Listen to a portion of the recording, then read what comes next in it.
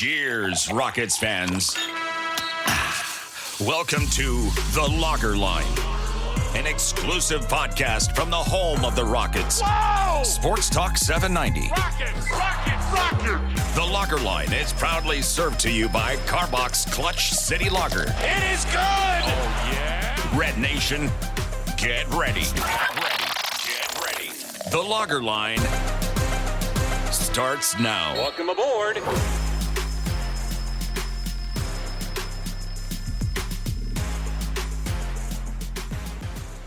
DuBose here, Paulo, Alves there. Welcome to a special breaking news episode of The Lager Line, as always served to you courtesy of Clutch City Lager of Harbach Brewing.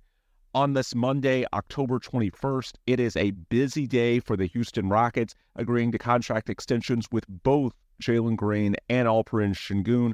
Leading up to the 5 p.m. Central deadline, it was thought that the Rockets might not get a deal done with either because of their potential financial flexibility in 2025. Instead, the Rockets got sub-max deals with both of those players. Alperen Sengun up to 5 years, $185 million. Jalen Green up to 3 years, $106 million. Both deals have a player option for the final season. That is something that the Rockets typically don't give out. I think we'll try and explain why they were willing to do that as we move our way through this episode. Full disclosure off the top, it may be a little more choppy than usual. We're not going to do nearly as much editing. We know a lot of you want content, want reaction, so that's what we're going to do. Consider this basically a live show between Paulo and myself. And I'm going to let Paulo take the lead on this because our listeners who have been checking out the Lager Line of late probably know we had a season preview episode with Craig Ackerman earlier this week that Paulo was not able to make. He is able to make this one. So before I give my thoughts on why I do largely agree with the Rockets giving out these deals and think it's a good day, Paulo, what about you? What's your general reaction to both Jalen and Sengun being extended on a day that going in, I think the conventional wisdom was that neither would be extended? Yeah, if you ask me going into the day or going into the week or even the month, I would have called it a 80-20 chance that neither of them got an extension done. I thought for them it made sense for Jalen specific because he's been a star his entire career. I thought it made sense for him to bet on his potential, and he does. If we'll get into the specifics, he still does with this deal, but to a much larger extent.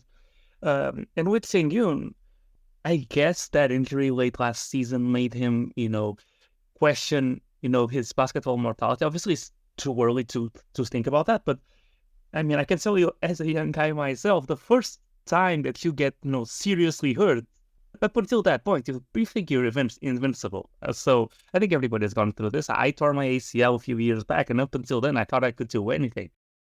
And with Sengun, that was probably the first major injury that caused them to miss several games, right? It was a knee injury. Those are typically scary. I think that's what made him more amenable to a deal that isn't a full max. I think a lot of players around the league would have, in his position, would have been willing to say, hey, give me a full max or I'm waiting until next year and I believe a team will give it to me anyways. And I guess as a general, before we get into the specifics of each deal, I think first of all, this is a home run by Rafael Stone, and it's not, new ground for this podcast. We've, sung his praises even when it wasn't as popular to do so. Just because we've always seen that there's a way to do stuff and that there's ideas still to be gained within the CBA, and we obviously had a genius in that regard with Morey. We often forgot that Rafael Stone was in that front office as well, and he was responsible for some of them.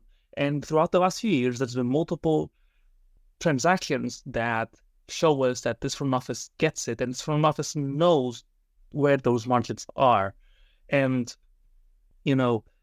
it's a bit of a mix between the analytically driven, although they're still very analytically driven, but the nerdy, call it basketball nerd side of it, with what Morey seemed to lack, which was the connections, the relationships with agents and players, the public perception of how player-friendly our organization is.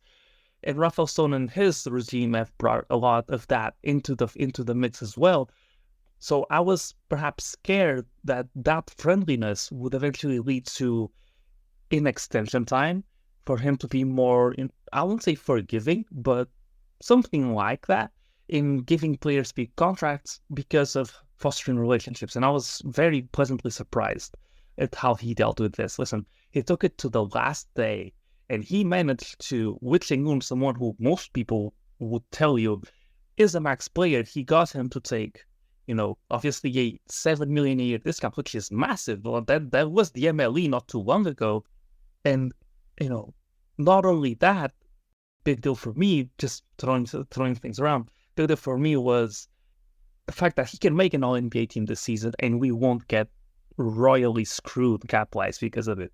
Because that's what happens very often. We've talked about this on the spot, so as a general rule of thumb before we go into the specifics, I had said earlier in the season that I was okay maxing Sengun as well, as long as he didn't have max escalators. That was the one thing that I wanted to take away in exchange for paying him a year early.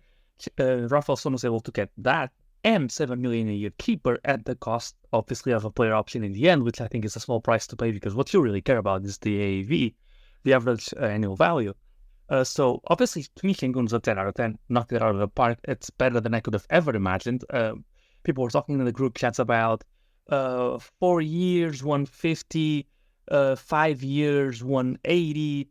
And I was like, listen, if Sengun was willing to accept that the deal would be done already, because I think that's a tremendous bargain. And he goes out and he signs 5 years, 185.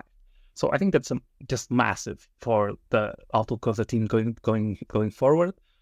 And shifting on to Jalen a little bit, I was, a little bit colder on the Jalen deal. I wasn't necessarily out. In the video I published today, first reaction was I thought it was a 50-50 deal, so a fair deal for both sides. I didn't think the Rockets got an edge on it. I didn't think Jalen got the particularly big edge on it. Before I get into the specifics, before we get into the specifics, I guess I'll mention that the way you view the player option really swings it for me. If there were no player option, my initial thought was, with no player option, I think it's a great deal because there's enough upside in case he hits that player option is the next 3 year where he's underpaid compared to his value if he does hit obviously as a star player. And then when the player option came in, I was a little bit colder on it. I knocked it from what was a 6 back down to a 5, so a real 50-50. And then Beamerthug, obviously it had to be Beamerthug to point this out so quickly, said, hey, David Weiner.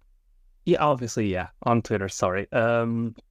He said very quickly that, and I think Rafael had to have had this in mind, and this is the first nerdy thing I'll say before passing it off to you. The option is after Jalen's year 6. The way NBA contracts work, you're eligible for 25% of the salary cap max after year 7.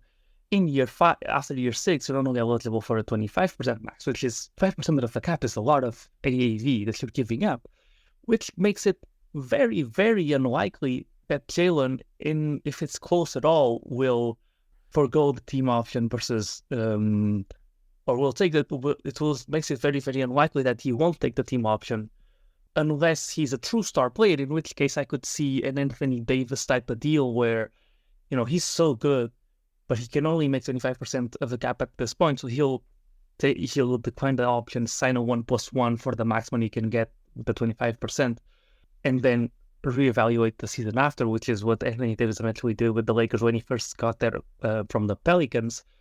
So that knocked it back up to a 6, because listen, 25. If he does hit to that extent, 25% of the max for a star player is really nothing.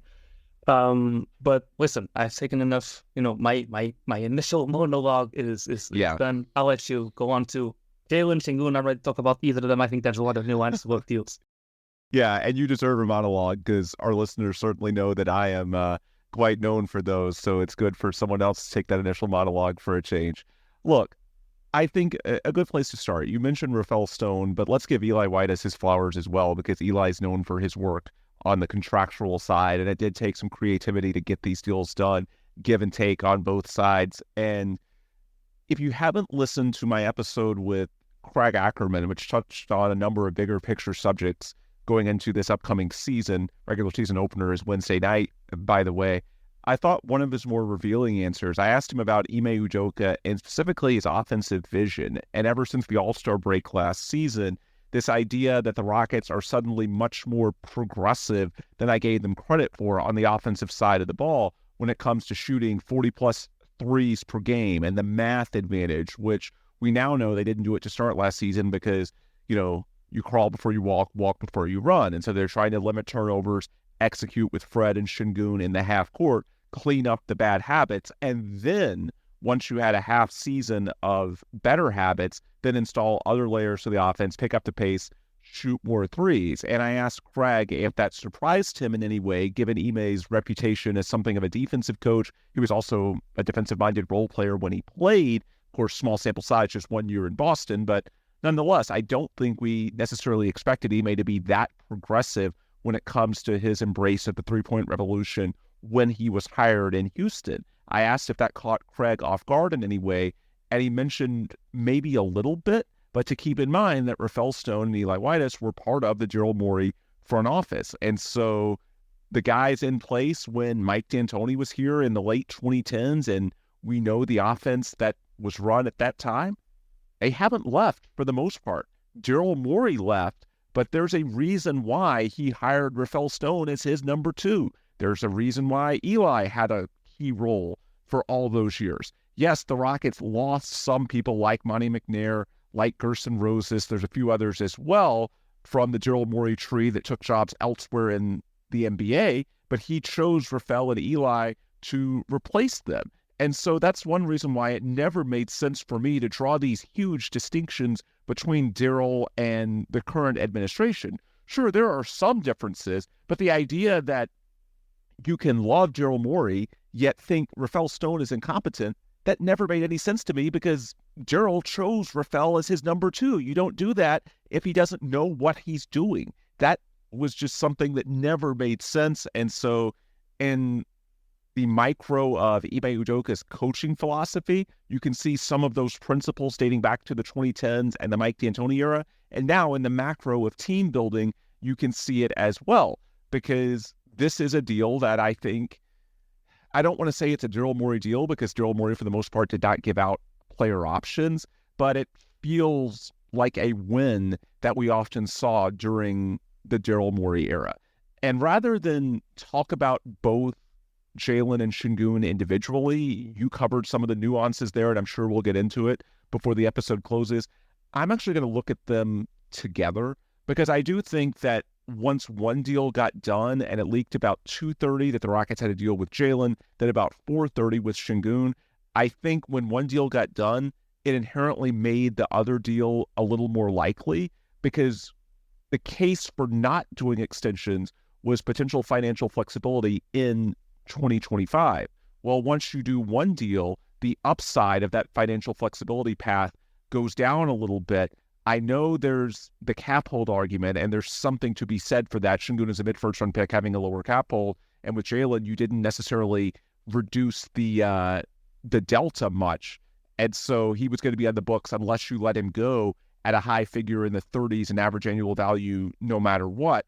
However, what you did do by giving Jalen that extension was eliminate the scenario where you have the leverage to potentially let him walk. In other words, getting to a max salary slot or even beyond, which I never thought was likely to begin with, because that would require letting Fred VanVleet go. I think it's pretty clear if you're reading between the lines, and I'm sure we'll touch on that before the episode ends as well, that Fred has a future in Houston well beyond just this upcoming season. That's another takeaway from this deal. But I just think that when you look at everything as a total package, once you got one deal done, the incentive to play hardball with the other guy went down a little bit. And so for me, I'm choosing to look at both of them combined. And in both cases, 3 years, $106 million for Jalen, 5 years, $185 for Sengun. In both cases, 5 years, about $225 million would have been the max. Although if you truly gave them the max, it also would have had the escalator for all NBA, as you mentioned, Paulo, that could take it to another level.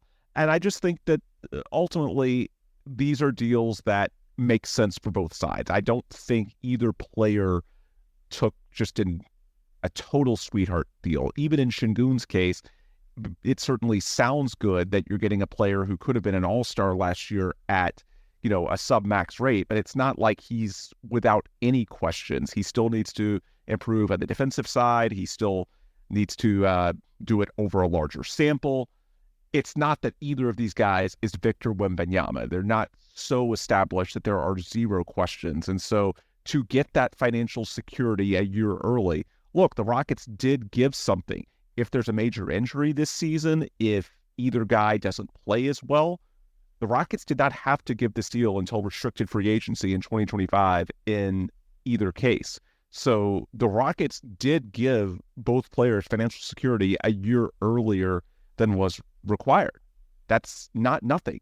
And they also gave player options, which historically they don't do, because the way player options work, typically they only get exercised if a player is playing at or more likely below the value of his contract. If he's exceeding the value of his contract, he's probably going to opt out so that he can get more money. And of course, the idea is that by taking sub-max deals, but with a player option, then Jalen and Sengun can opt out early and then recoup some of that money that they gave up below the max on their next deal, assuming their play warrants sub-max.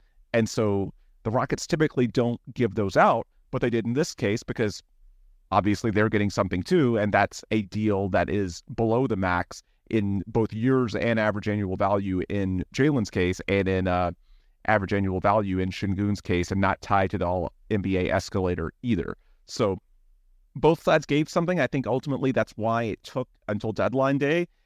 Some people were asking me on social media, why didn't this get done earlier? Because for months we had sort of operated under the assumption of no deal getting done as that being the likely scenario. Well, both sides did give something, and just as we see each February at the NBA trade deadline, everyone takes until the deadline to make sure they're getting the most they can from the other side.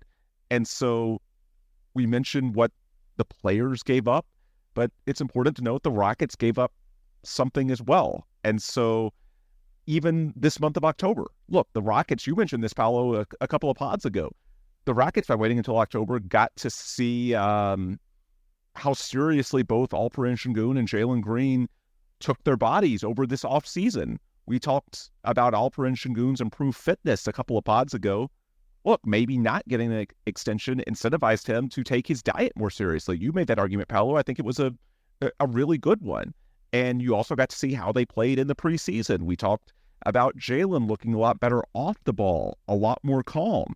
And so that was an advantage to them. For the players, they got to go out and, by taking care of their bodies in the offseason, having a strong preseason, maybe that leveraged the Rockets a little bit more to where it makes Houston sweat, potentially letting them go to restricted free agency, where all it takes is one team like Brooklyn to potentially leverage you into a full 5-year max. And so the Rockets chose not to wait, and the players gave up something a little bit by getting this deal in order to get this deal done a year early. And so that's what it took to make this deal work for both sides. I think it's a good deal for the Rockets. I think it's a good deal for the players. I don't think it's a crazy good deal or bad deal for either side, but in combination, I think it makes sense. And for me, the biggest takeaway of this is that it's an endorsement of the status quo, because with Sengun and that lower cap hold, if you were worried about this plan as is not working out, you would have had the option to blow things up in the 2025 offseason. They could have had something in the range of $70 million in cap room if they really wanted, and had above max space, even keeping Sengun's cap hold on the books, just by letting the 1-year guys expire, turning down Jalen Green's option and Fred VanVleet as well. The Rockets, this is a tangible sign that they believe, at least to some extent, in what they've done to this point. They see enough optimism, or they have enough optimism from the young guys and from Fred VanVleet to want to stay the course. It's not that they're all in on this path, because, trade value is certainly a consideration here, but they've seen enough to where they're willing to give up, at least in the short term, a little bit of flexibility. Not all flexibility, because as we've talked about before, many times some of the big names move by trade rather than free agency anyway. And I do think that both of these guys are going to be, at a bare minimum, neutral trade value, probably more than that in Sengun's case. And so, to me, that's the biggest takeaway here, is that they have seen enough value already through the strides made at a team level and individually last season and long term, because you have to ask the question, what is it worth to the Rockets other than Tillman Fertitta's bank account to get these guys at a sub-max deal? Because you can certainly argue, look, why not just stay the course, and if these guys play at a max level in the upcoming season, just give them the max in 2025. Okay, you could certainly argue that. However, where this potentially benefits you is down the line with the other young core guys coming up for extensions. It is very difficult under the new CBA with the NBA to keep good teams together, especially with tons of promising young players that are all getting richer second contracts. And so by saving money relative to the max on these two guys, it makes it so much easier to give those second contracts to Jabari Smith Jr., Tari Eason, Amen Thompson, Cam Whitmore, Reed Shepherd, all these other young guys. And so by saving money here, the idea is that you've seen enough value to where even if it costs you a little bit of flexibility in the short term, the Rockets see it as worthwhile because they like this young core enough that they say, you know what, we're going to take a little bit of our hits, a little bit of a hit to our optionality in 2025 because we like that it gives us more money down the road in 2026, 2027, 2028, when these other young core guys potentially come up for their second contracts. That is what these two deals and giving them out a year in advance represents to me in exchange for getting a little bit beneath the max. It's an endorsement of certainly what the guys have shown to this point, but also the young core as a whole, and the idea that maybe this just works out internally. Maybe the Rockets don't even need to make a major trade. Maybe they just organically build a contender because enough of these guys get to an all-star or all-NBA level themselves. That's what, to me, these deals represent. The Rockets see a pathway to where it could work out simply as is. That's not to say it's for sure going to. And, you know, I think one big difference between the deals, and this is where I'll pass it back to you, Paulo, you can try to draw some distinctions here. With Sengun, I think he's shown enough already to where even if he doesn't become a true all-NBA level building block, if for some reason you decide to go a different direction or you need more money, he's going to be a positive trade value guy no matter what. He has already shown enough. We've seen from Domantas Sabonis that someone at Sengun's current level, forget any future steps, just where Sengun is now, is going to be someone that has clearly positive trade value around the NBA at an average annual value in the 30s. And so that's why I think Sengun is getting a deal into the late 2020s, because the Rockets don't have any concerns about his trade value whatsoever. And that's why I think that even with the lower cap hold, the Rockets were willing to do the deal with Sengun to secure him as a positive asset no matter what. Even at the cost of that low cap hold and what that could give you next summer, it's worth it to have him on a team-friendly deal into the late 2020s, into that second contract window for everyone in the young core. With Jalen, because the sample of Jalen playing at a near all-star level is obviously a lot less than with Sengun, he's a lot less proven, he's been more inconsistent, there are some more questions there. And that's why with Jalen, it's so crucial to have the outs in 2027, 2028 before all those other young guys are due their second contracts. I think with Jalen, such a short-term deal, he's tradable no matter what. And even if the worst case scenario happens, and I'm told the Rockets believe Jalen's in a great place, not just as a player, but as a person, better than he's ever been. So they're very optimistic about how this deal is going to age. But even if the worst case happens on a short-term deal, A, he should be movable, and B, even if he totally bottoms out, okay, well, you're not giving him a 5-year deal. So if you need that extra money to keep all the other young core guys, and it turns out that like Amen and Reed or Cam, whoever it may be, is better, then you're not giving the long-term commitment. So that's the difference between the two deals. With Sengun, he's going to be a positive asset no matter what. You can always figure something out. With Jalen, it's a little dicier, and so that's why his deal is a little bit shorter.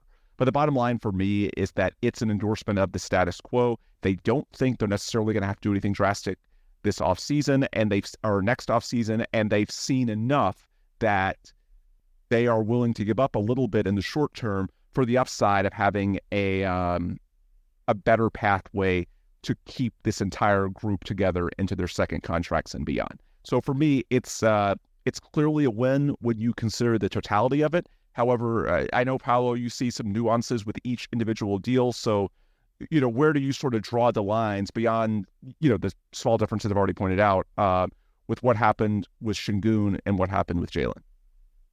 Yeah, first of all, I wanted to point something out that I meant to point out in the beginning, and I didn't, which is, I think, the Rockets making the players earn these deals to the maximum extent that they could without taking them to restricted free agency shows, goes hand in hand, in this and that I haven't seen anybody say until now, goes hand in hand with the culture that Udoka is trying to fill in. And I think a lot of people also say that this is a threat, but I truly believe it. This is a fight for every inch type of team on the court. And I think it helps create that culture when you see, Sengun's clearly the best player on the team, and Jalen's probably the face of the team. And the rest of the team see, like, these guys, they're just not getting, handed max extensions. It's something that's been going on in the NBA for a while, where guys who have no track record of winning or purely based on potential are getting max deals handed to them out of their rookie skills.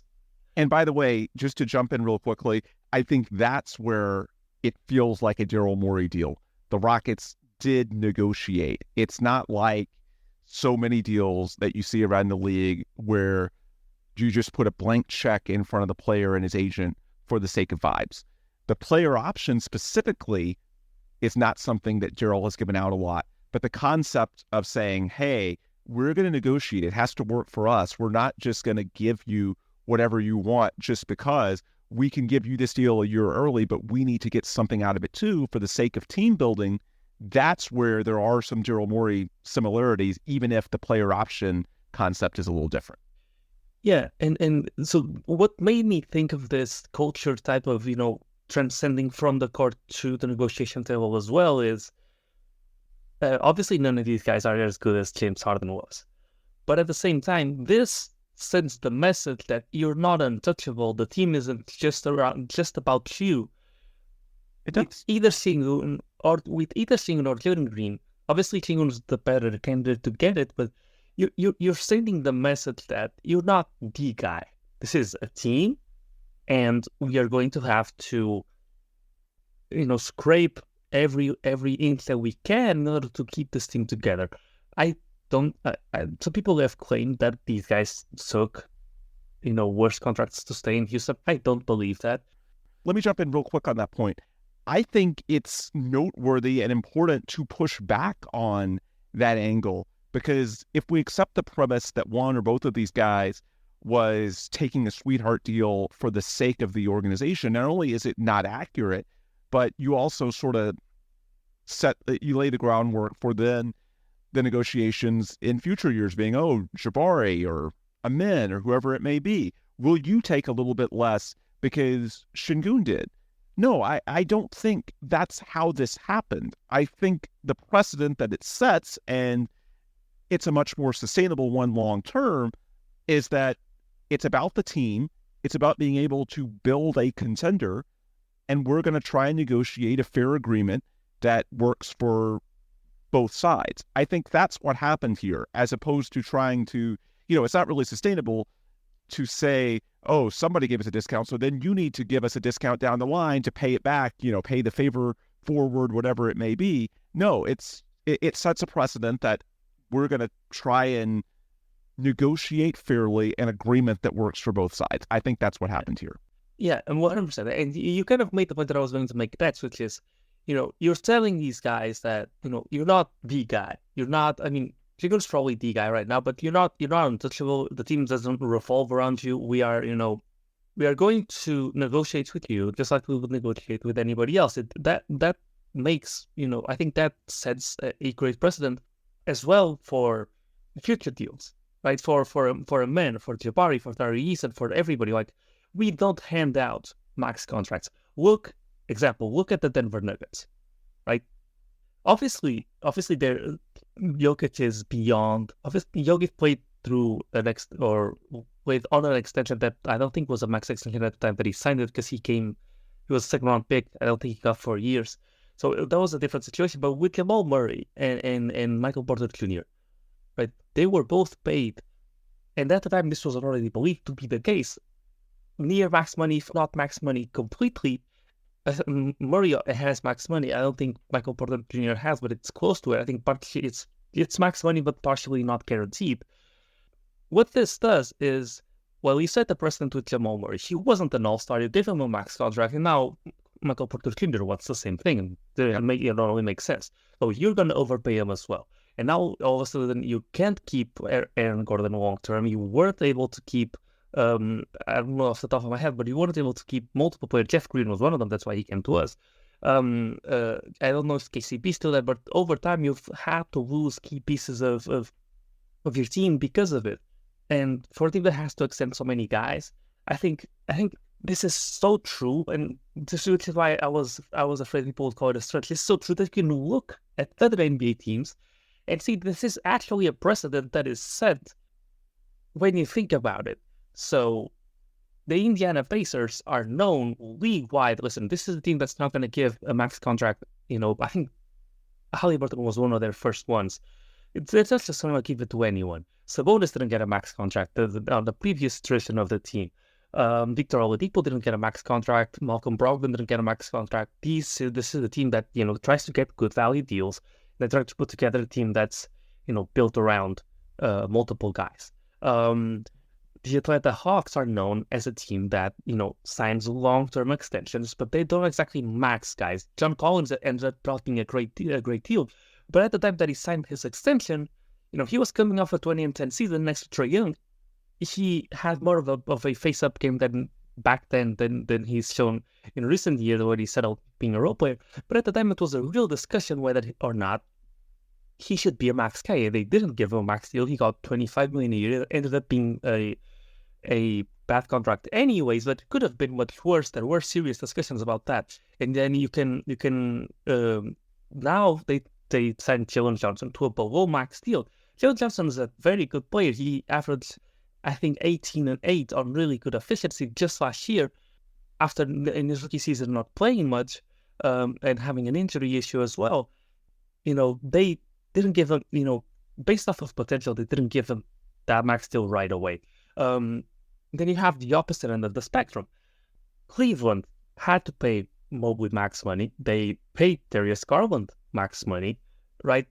Obviously, the ease with which you give these deals off sets precedent for deals in the future. Well, you maxed Garland. He isn't living up to that deal. He's a good player, not living up to it. Now you've had to max Mobley as well.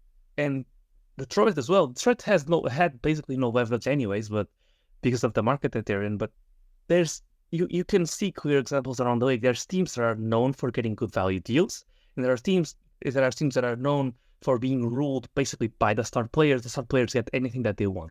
This is a very preliminary way of not giving the players that are eventually going to become stars everything that they want. This is, it's a culture thing, and I really want to hammer that home. That being said, and I'll shift into Jalen's contract.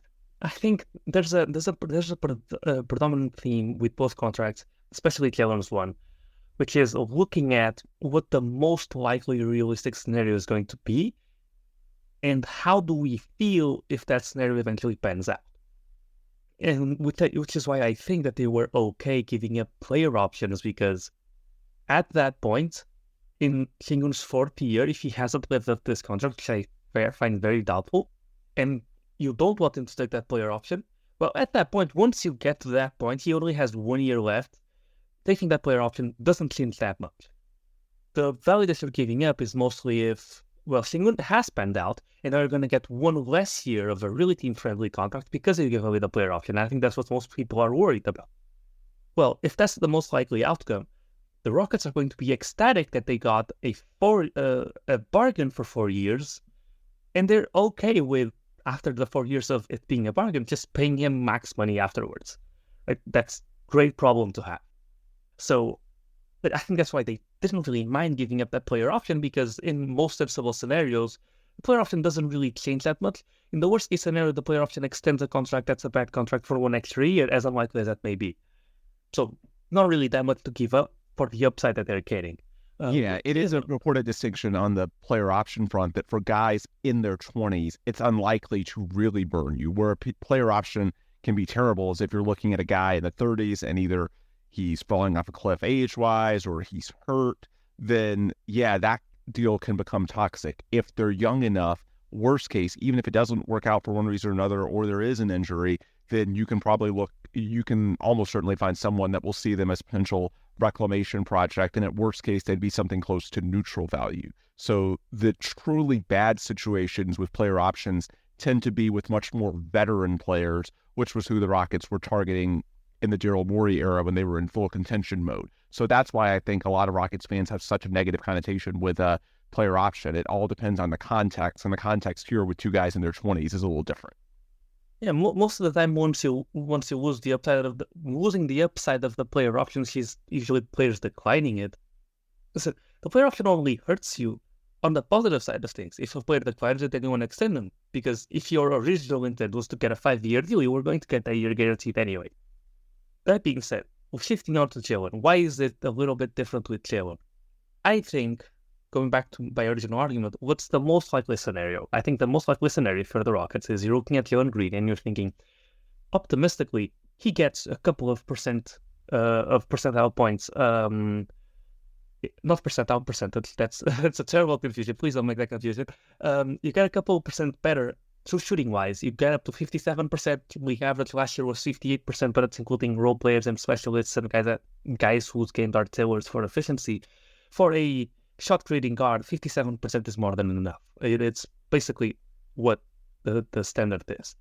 If Jalen gets to that percentage on 22 points a game, 5 rebounds, 4 assists, something around that, and gets that throughout an entire year, I think this is the most likely outcome. Jalen gets a little bit better.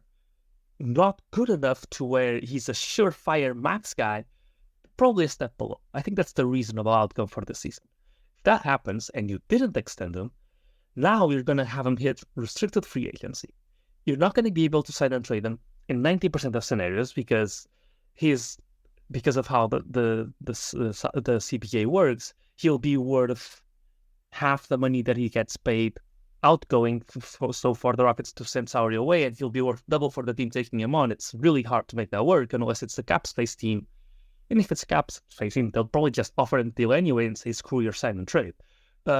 So if he had this good, not great season, better, not awesome season, which is, I think, the most likely outcome, you're in a spot where, well, all of a sudden it is, reasonable for Jalen to demand a max contract. And even with a good year, Jalen's been so inconsistent so far in his career that I wouldn't be totally comfortable giving him a 5-year max off of one good season plus stretches of good seasons throughout his career. He's been inconsistent. That's exactly his problem. Why it's for some people so hard to buy into Jalen is the fact that he'll show the flashes, but it's always short-lived. And so 1 year, wow, great, doesn't erase the 3 years past, and you could be stuck with a Zach LaVine type guy where, yes, he had some great years, he got his max extension, he's clearly not worth the max extension, but you didn't have the leverage to do anything else. And you could say, the Rockets should just play the market, he's restricted, wait until another team maxes him. If Jalen Green has a 22-5-4 season on 57% true shooting, a team like the Brooklyn Nets, who has nothing, especially if Cam Thomas doesn't pan out, is surely going to offer him that max money because they can get a 23-year-old, like Jalen's 22, this is his 22-year-old season, I think.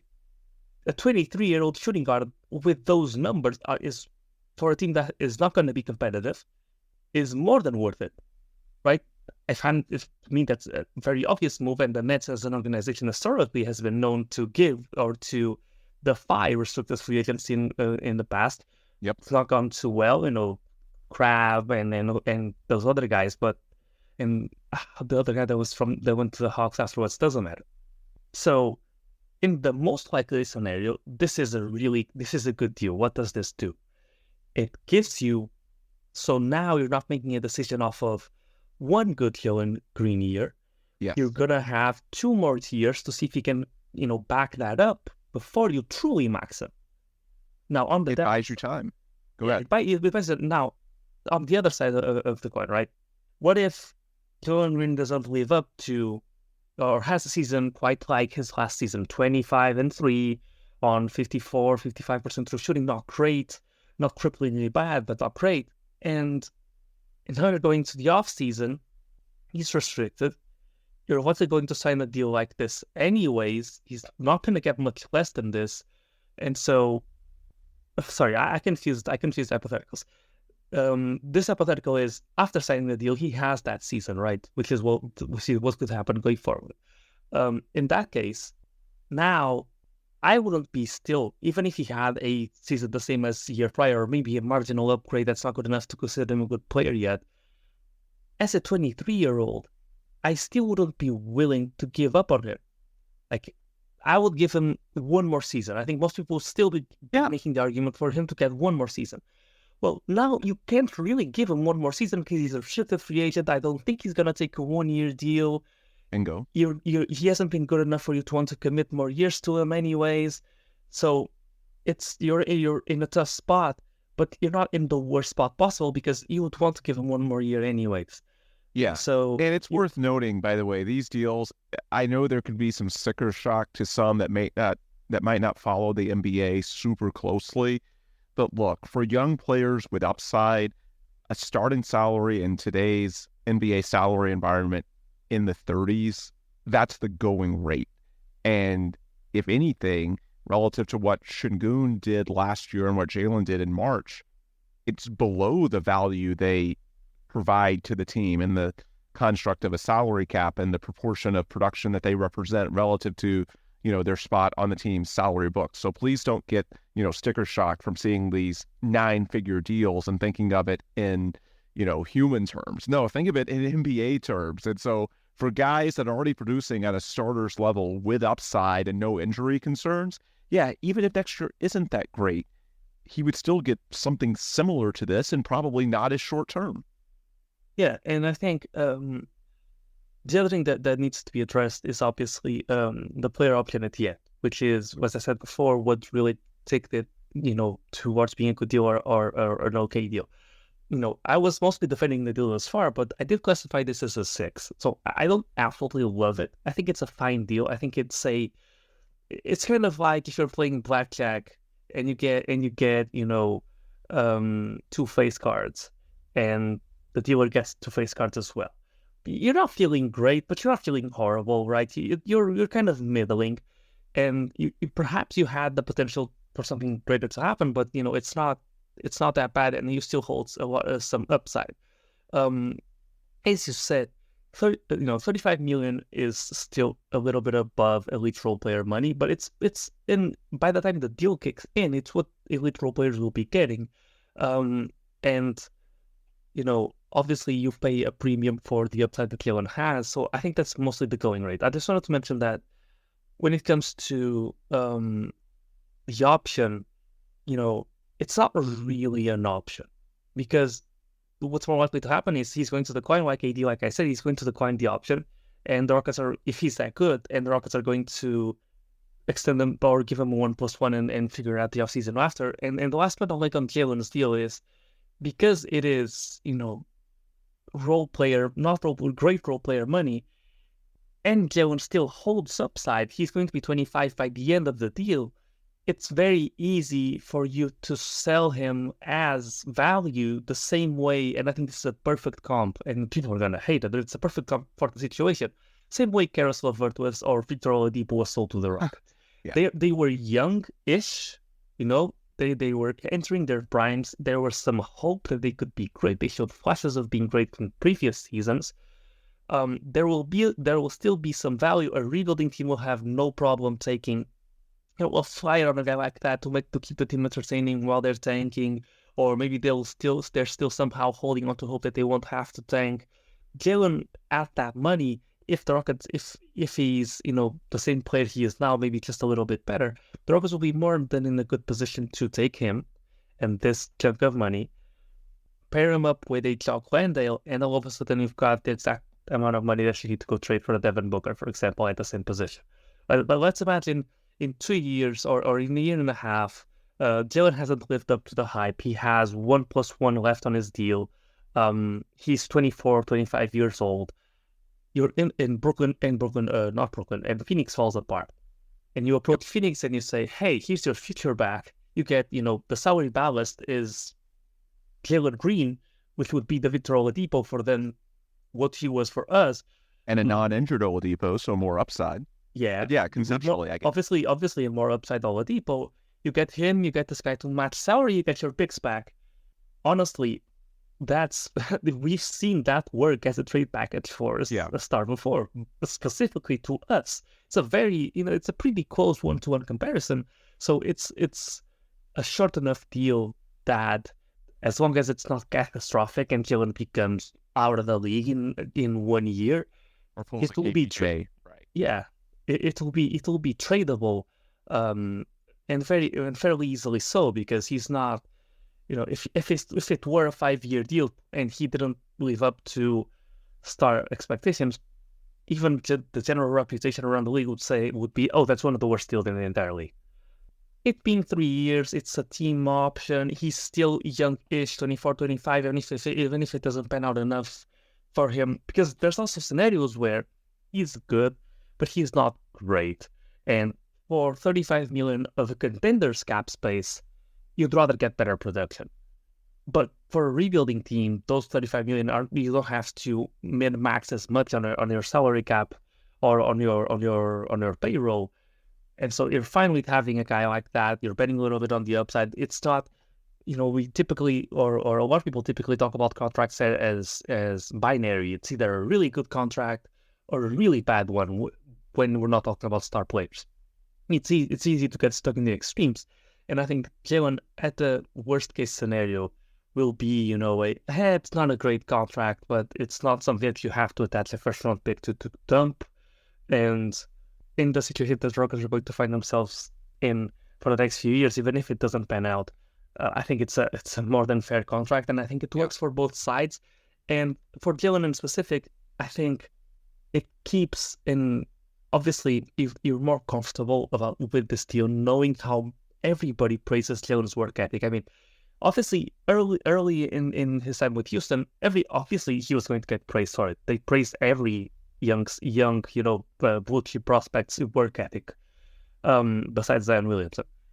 But now it's been enough time, and there's enough other players on the roster that if there was an issue there would be signs.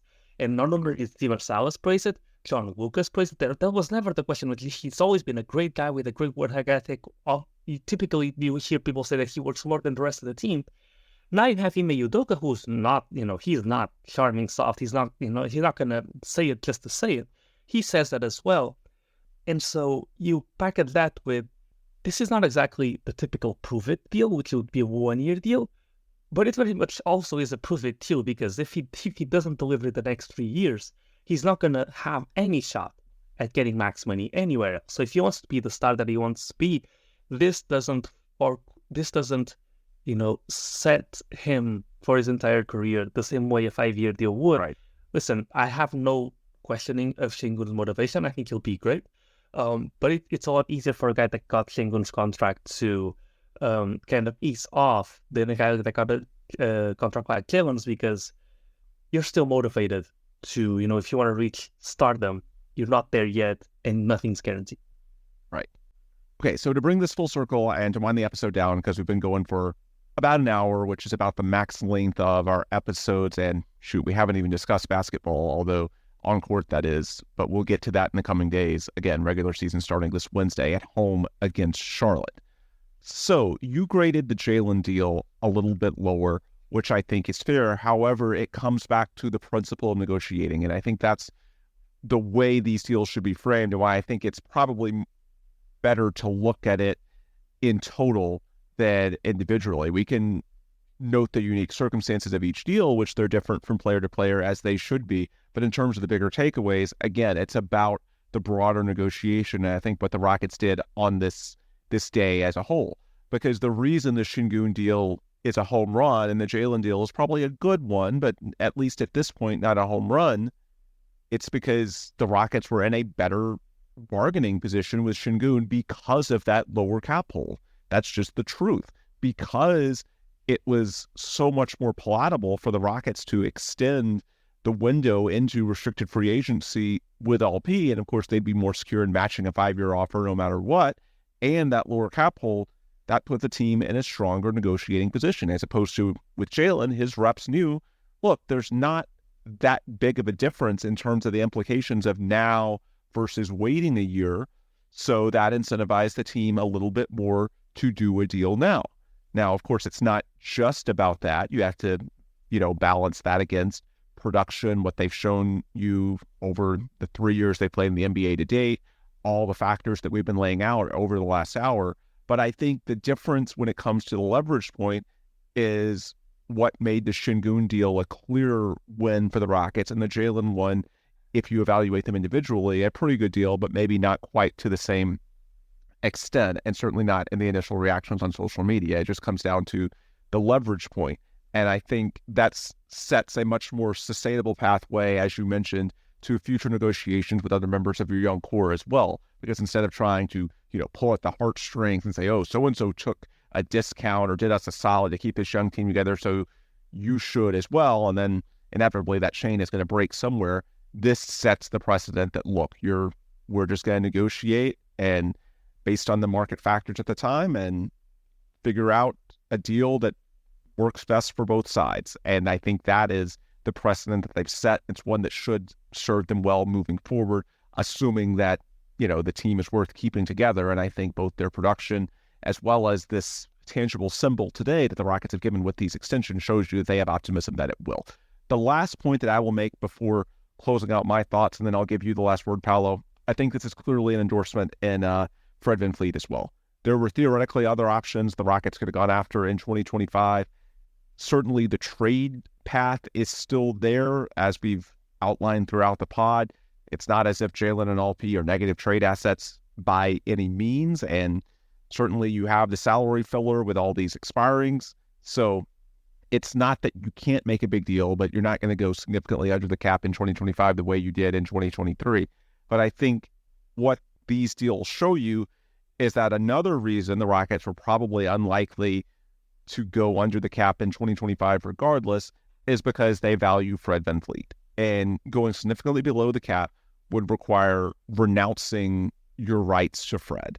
And I think at this point, a lot of people, I think both of us at times have used, training wheels as the analogy for Fred's role with the Rockets, but that's only partly true. I think we can use the training wheels analogy to describe the role Fred played last year in terms of being an on-ball, traditional floor general setting up the offense. But the Rockets view him as more than that. The shooting is elite, and beyond that, he's an extension of Ime Udoka in terms of the leadership, the culture on the court, in the locker room. And so the hope is that as the years progress, and maybe as soon as this year, Jonathan Fagan in the Chronicle had a great article about this just a couple of days ago, maybe Fred transitions into something more of an off-ball role, but it shouldn't be oversimplified to where, when the Rockets don't need last year's version of Fred to run the offense and initiate all the sets, that they don't need Fred at all. No, that's not the way they look at him. They view this as a long-term partnership. That's been clear for weeks. We heard the start of training camp that, Fred said, I'm a Houstonian. He moved his family down here. He's not looking at this as a short-term situation. Even though he's just here for right now on his first contract, it's clear that both sides have talked about a partnership going beyond that. Not a guarantee, of course. Circumstances can change. But I think what this shows you is that the plan for both sides is to go well into the 2020s with Fred VanVleet on this team. It may not be the same role as last year, but in terms of at least the shooting, the leadership, the culture, the organization, there's going to be a place for Fred no matter what. He's a part of their longer-term blueprint, even if the specific X's and O's role changes.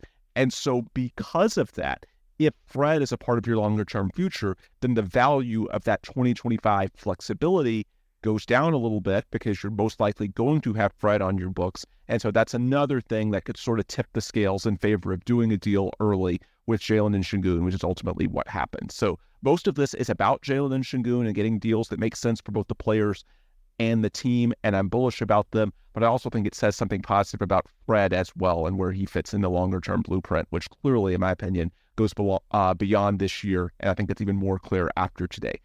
That's enough for me on this pod. Paulo, any last words before we close out? Yeah, I'll just say that I'm with you on Fred, and I think the training wheels analogy isn't exactly wrong, but the way the training wheels are deployed can change over time. And we talked about this. He's the training wheels in the starting lineup right now. If Lee Shepard steps up, if Amen Thompson steps up, in 2 years, he can be those same training wheels in the second unit.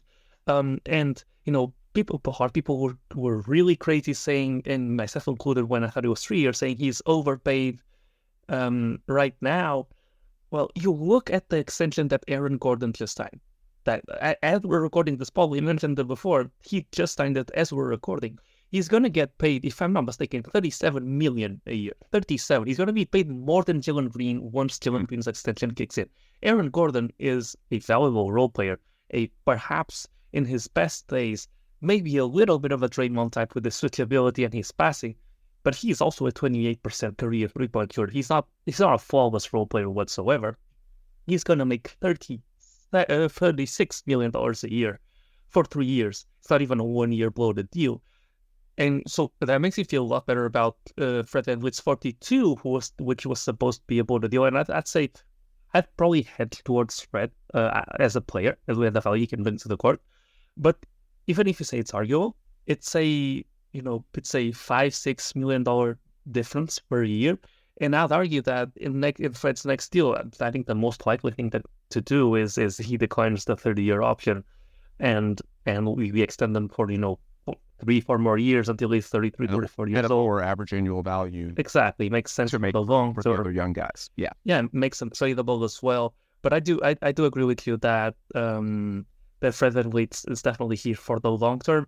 And it's important to, we're always going to have, or we hope that we're always going to have at least 6 guys that are really young. And their contracts are going to increase. It's important to have some vets whose contracts are going to decrease that offset that, as well as maintaining the culture that they have coming in from the beginning. Good example of this probably be, Kyle Lowry in Toronto for as long as he's been there. His role got reshaped as time went on, but he was, a continuous strength of commonality within eras of Raptors basketball. And I'll say with Fred, I think it's important to note his raw salary is what it is for a reason. Like last pod, we talked about the blueprint in 2023 with Fred, Dylan, and Brooke, and now Fred, Dylan, and Steven Adams sort of in the same mold, a little different, but conceptually not that different as an archetype relative to Brooke Lopez and what the Rockets wanted in the defensive big. Look, Dylan and Brooke/Steven are at lower salaries for a reason. Those are role players. Those are guys that are a little more plug and play, and when they lose their use for one reason or another, potentially young players outperforming them, having more upside, then the Rockets will move on.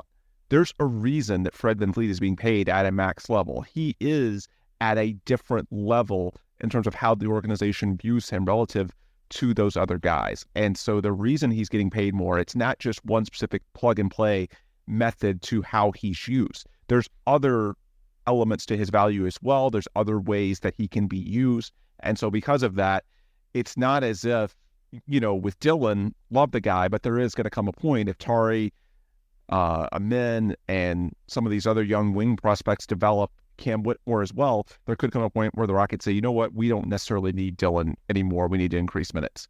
With Fred, it is a little bit different. That's why he's getting paid more. And so even if there was a trio of veterans brought in and now there's a trio of veterans in your rotation, Fred is in a little bit of a different class, and it's justified both, number one, based on his production. There's a reason he was an all-star earlier this decade. Dylan and Steven Adams never have been.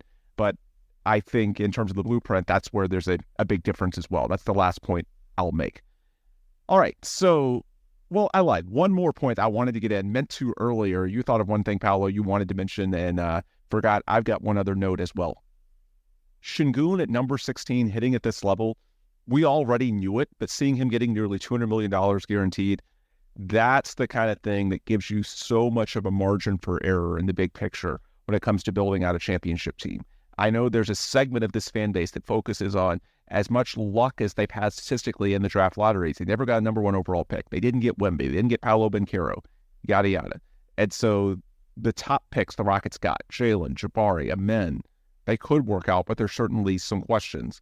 Well, when you get Alperen Sengun level production out of a number 16 overall pick that they traded 2 heavily protected future firsts that might not even convey as first-round picks to get, when you get Reed Shepherd at number 3 when you were supposed to be at number 9 or 10, whatever it was, going to this year's draft lottery, that increases your margin of error so much. So even if you are hung up on not having that Wemby or Paulo, that one guy that you can point to, okay, well, when you are out kicking your coverage to the extent of Alperen Sengun and Tari Eason in the mid-first round and turning what should have been a late lottery pick into Reed Shepherd at number 3, that increases your margin of error so much when it comes to those guys higher in the lottery that you want to turn out at a superstar level, but you're not quite sure if it's going to happen. Well, when you get guys like Alperen Sengun for limited assets, you don't necessarily have to have a superstar out of Jalen Green or Jabari Smith Jr. Even a good to very good player can potentially be enough for you to build a contender down the road, be it just developing organically or setting yourself up for a trade down the line along the lines of what you discussed a few minutes ago, Paulo. Bottom line, we knew this already with Sengun, but seeing him get the market deal that he got, it comes down to, the Rockets and Sengun negotiating the most fair deal based on market forces, then it confirms just how much value the Rockets got out of a non-premium asset, getting him out of the 2021 draft. And ultimately, that's the things that you need to do to build a contender if you aren't lucky enough to get someone like Wemby or Paulo that potentially makes it easy. Anyway, that's my final point. We've gone on long enough, so I will wrap it here. And if you want more content for our next show, which will be when we're discussing actual basketball, which again starts this Wednesday night, regular season opener at home against Charlotte. Hope to see some of you all, our listeners out at Toyota Center. Please say hi if you see me. But the best place to get content before our next show is, as always, online. You can follow me on Twitter or X at Ben DuBose, Paulo at Paulo Alves NBA, and this show at The Logger Line. If you go to the Logger Line's page, you can find our link tree. It's got links to our distribution partners, Apple, Google, Spotify. Be kind enough to subscribe, leave a positive review at your location of choice. Obviously, we would appreciate that. And then on that same link tree, you can find links to our friends, sponsors, partners of the program, USA Today's Rockets Wire, Carbach Brewing, Sports Talk 790. Hit up those links. You can enjoy their content as well. So with those plugs complete, we will wrap it for today right here. For Paulo, I'm Ben. Thanks as always for listening, and please come back soon for another new episode of The Logger Line.